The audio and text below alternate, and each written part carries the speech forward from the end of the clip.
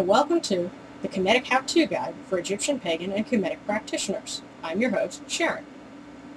A common problem for Egyptian pagans, and particularly for Kemetic reconstructionists, is finding accurate sources on ancient Egypt. One problem area is the work of a certain E.A. Wallis Budge. He was a British Egyptologist who lived from 1857 to 1934. His books are commonly available and they're very inexpensive. You've probably seen some of them, such as his copy of the Egyptian Book of the Dead, and a less common one but also easily obtained is Legends of the Egyptian Gods. And there are many others.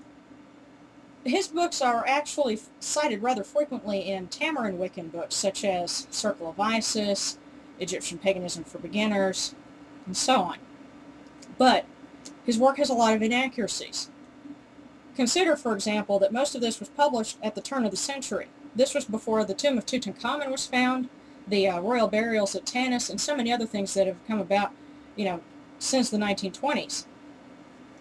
Another issue is, as an Egyptology student right now in Oxford told me, there were some academic rivalries between Budge and other people that are fairly well known in the history of Egyptology. And as a result, he kind of missed out on some of the breakthroughs that came about from other scholars. But those people who are aware of these issues have actually reviled Budge's work. I heard a story about one girl online who, when she found out about this, she took all of her Budge books and threw them away. This actually isn't necessary if you have the right resources.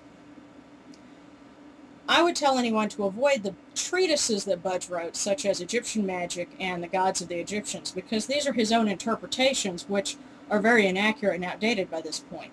But if you get his translations, like this one, and like the Book of the Dead, the beautiful thing about them is, if you open them up, he includes the hieroglyphic original. His transliteration is off, but you can find books nowadays that can help you correct those. The best one, and the one that I recommend everyone get, is Egyptian Grammar by Sir Alan Gardner. Now, it's a fairly heavy tome, as you can see. It's a little bit expensive, but if you can't afford that book just yet, another great one to get is How to Read Egyptian Hieroglyphs by Mark Collier and Bill Manley. It's a wonderful book. It covers a lot of the same things in a condensed version that Egyptian Grammar does. You can take these books and then take Budge's books and correct the errors that he made. As a matter of fact, in my copy, I've got several places where I've had to correct. Let's see if I can find it in here. Some of the words that he almost had right, but he left out a letter or didn't translate something right, and so on.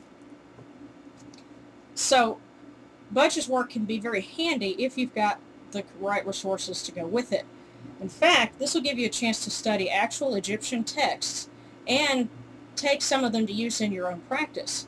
I've actually done that with a few selections from the Book of the Dead. And you can see some of these examples in my book, Following the Sun, A Practical Guide to Egyptian Religion. You can see the link to it in my video description.